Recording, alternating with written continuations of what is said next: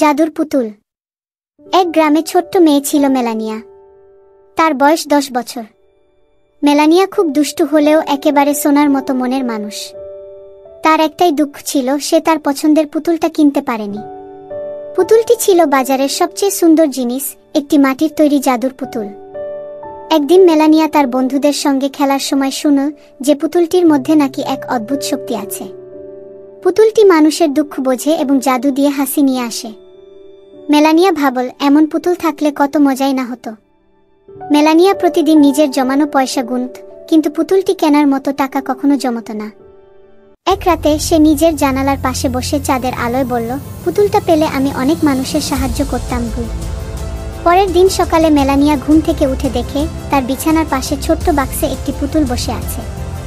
পুতুলটি দেখতে একেবারে সেই জাদুর পুতুলের মতো। মেলানিয়া অবাক হয়ে বাক্সটি খুলল। ভিডিও শুরু করা আগে বন্ধুরা, তোমরা যদি মা বাবাকে ভালোবাসো ভিডিওতে লাইক আর সাবস্ক্রাইব করো। পুতুলটি বলল, তুমি কি সত্যি মানুষের সাহায্য করতে চাও?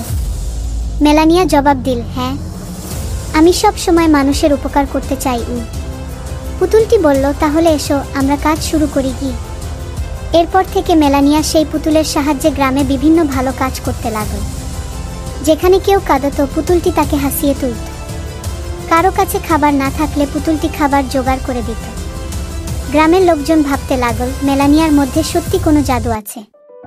এভাবেই মেলানিয়া আর তার জাদুর পুতুলের গল্প ছড়িয়ে পড়ল চারপাশে। সবাই বুঝতে পারল, ভালো কাজ করার ইচ্ছাই আসল জাদু, আর মেলানিয়া সেই জাদুর সুন্দর এক উদাহরণ।